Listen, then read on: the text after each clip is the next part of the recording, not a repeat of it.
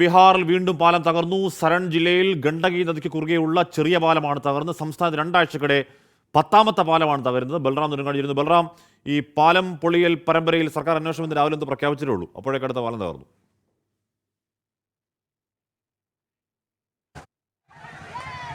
ഹഷ്മി, ബീഹാറിൽ കഴിഞ്ഞ ദിവസങ്ങളിൽ തുടർച്ചയായി കേൾക്കുന്ന വാർത്തയാണ് പാലം തകർന്നു കൊണ്ടിരിക്കുന്നത്.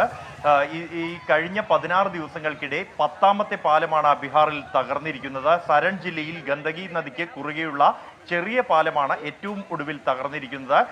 സിവൻ, സരൺ എന്നീ 2 ജില്ലകളെ തമ്മിൽ ബന്ധിപ്പിക്കുന്നതാണ് ഈ പാലം. ചെറിയ പാലമാണ് എങ്കിൽ പോലും ഇത് വലിയ തോതിൽ തന്നെ പ്രദേശവാസികൾക്ക് ബുദ്ധിമുട്ടുണ്ടാക്കിയിരിക്കുന്നു.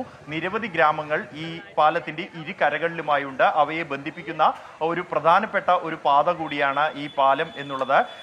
15 വർഷം മാത്രം മുൻപ് നിർമ്മിച്ച പാലമാണ് തകർന്നു വീണിരിക്കുന്നത്. സ്ലാബുകൾ അടർന്ന് ഈ പുഴയിലേക്ക് വീണ നിലയിലാണ് പാലം നിലവിലുള്ളത്. ഉന്നത ഉദ്യോഗസ്ഥർ ഉൾപ്പെടെയുള്ളവർ ഈ സംഭവ സ്ഥലം സന്ദർശിച്ചിട്ടുണ്ട്. ഇതിനെക്കുറിച്ച് പ്രത്യേകം അന്വേഷണം നടത്തുമെന്ന് ജില്ലാ കളക്ടർ ഉൾപ്പെടെയുള്ളവർ വ്യക്തമാക്കി കഴിഞ്ഞിരിക്കുന്നു.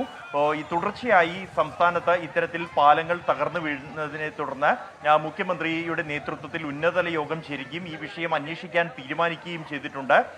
അറ്റകുറ്റപ്പണികൾ ഉറപ്പാക്കാൻ റോഡ് നിർമ്മാണ വകുപ്പിനും റൂറൽ വർക്ക്സ് ഡിപ്പാർട്ട്മെന്റിനും മുഖ്യമന്ത്രി നിർദ്ദേശം നൽകിയിരിക്കുന്നു. കൂടാതെ സംസ്ഥാനത്ത് നിലവിലുള്ള പാലങ്ങളുടെ ബലം പരിശോധിക്കാനുള്ള നിർദ്ദേശവും ഉന്നത ഉദ്യോഗസ്ഥർക്ക് മുഖ്യമന്ത്രി നൽകിയിട്ടുണ്ട്. കഴിഞ്ഞ 16 ദിവസങ്ങൾക്കിടെയായി സിവൻ, സരൺ, മധുബനി, അരാരിയ, ഈസ്റ്റ് ചമ്പാരൻ, കിഷൻഗഞ്ച് എന്നീ 6 ജില്ലകളിലായാണ് 10 പാലങ്ങൾ തകർന്നു വീണത്. ഹഷ്മി, ചെറിയ കണക്കല്ല. എന്തുകൊണ്ടാണ് ആ പാലം തകർച്ച, അഴിമതി അതിലുണ്ടോ എന്നൊക്കെയുള്ള അന്വേഷണം നടക്കുമെങ്കിൽ നടക്കട്ടെ.